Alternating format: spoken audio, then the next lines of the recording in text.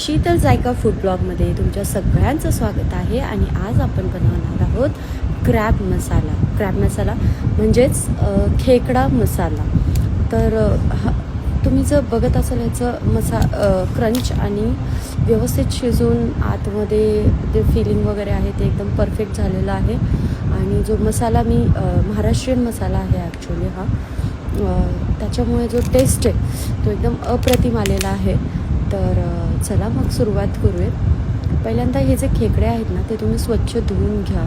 धुवून घेतल्यानंतर त्याच्यामध्ये तुम्हाला जो पार्ट वापरायचा आहे म्हणजे खाण्यासाठी हवा असेल तो घेऊन त्याच्यामध्ये स्वच्छ धुवून हळद टाका, मीठ टाका, लिंबू टाका, सगळं मिक्स करून घ्या आणि थोडा वेळ फ्रीजमध्ये ठेवा.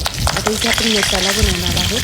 तेलामध्ये आपण कढीपत्ता आणि अद्रक लसूणची पेस्ट टाकलेली आहे. आणि जे पण आपण फ्रीजमध्ये जे मसाला क्रॅब ठेवले होते ते सगळे घेऊन आपण छानसे फ्राय करून घेणार आहोत तिखट टाकून. आता मग आणि साईडला ठेवून देणार आहोत थोडं पाणी टाकून उकळायला. इथे आपण हे करूयात तेलामध्ये कांदा बारीक चिरलेला, कांदा अद्रक लसूण पेस्ट, नंतर आपला टोमॅटो टाकून थोडे मसाले टाकून व्यवस्थित फ्राय करून घेऊ.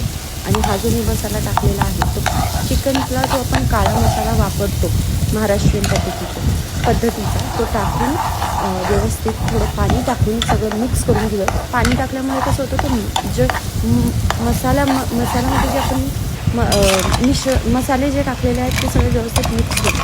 आता इथे बघत असाल तुम्ही पाणी टाकलेले जे आपलं क्रॅब आहेत ते शिजलेले आहेत. आणि हे शिजवताना मी वरती ताट ठेवलं होतं. त्या ताटामध्ये मी पाणी ठेवलं होतं उकळत. आता आपण याच्यामध्ये जो मसाला बनवलेला आहे तो मसाला आपण त्या क्रॅब्समध्ये टाकणार आहोत. इथे थोडं आपल्याला मोठं भांडं लागतं कारण क्रॅब्सला हलवताना वगैरे आपल्याला असं व्यवस्थित जागा पाहिजे.